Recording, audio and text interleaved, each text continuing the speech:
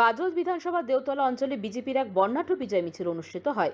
দেওতলা মোড় থেকে শুরু হওয়া এই মিছিলে ব্যাপক উৎসাহ উদ্দীপনার সঙ্গে অংশ নেন দলীয় কর্মী সমর্থকরা। মিছিল জুড়ে দলীয় পতাকা, আবির ও স্লোগানে মুখর হয়ে ওঠে গোটা এলাকা। এদিনে বিজয় মিছিল উপস্থিত ছিলেন উত্তর মালদার সাংসদ খগেন মুর্মু। তিনি কর্মীদের সঙ্গে পা মিলিয়ে মিছিলে অংশ নেন এবং সাধারণ মানুষের সঙ্গে শুভেচ্ছা বিনিময় করেন।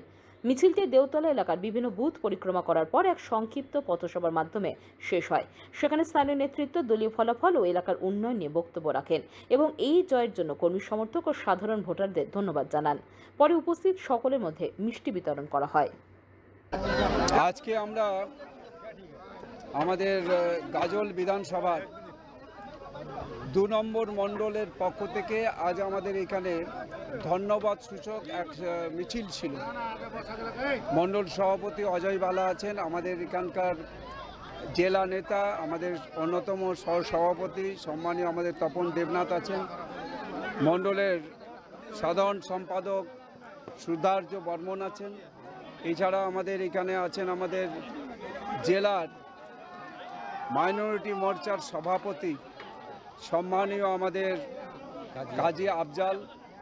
এছাড়া সমস্ত কার্যকর্তা পদাধিকারী যারা এই মণ্ডল এলাকার, তারা সবাই উপস্থিত আছেন। আমাদের সকাল 10টা থেকেই সমস্ত মানুষকে ধন্যবাদ জানাবার জন্যই আমাদের কার্যকর্তারা এখানে উপস্থিত হয়েছে।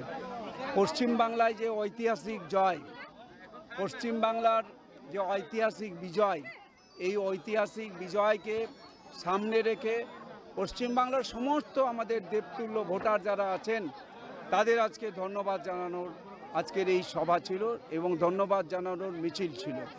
আমরা গাজল বিধানসভায় ভারতীয় জনতা পার্টির আমাদের নির্বাচিত বিধায়ক সম্মানীয় চিন্ময় দেব বর্মন, তিনিও আজকে বিভিন্ন জায়গাতে আজকে এই ধন্যবাদ সূচক মিছিল হচ্ছে সেগুলোতে ছিলেন, আজকে এখানে এসে পৌঁছাতে পারেননি।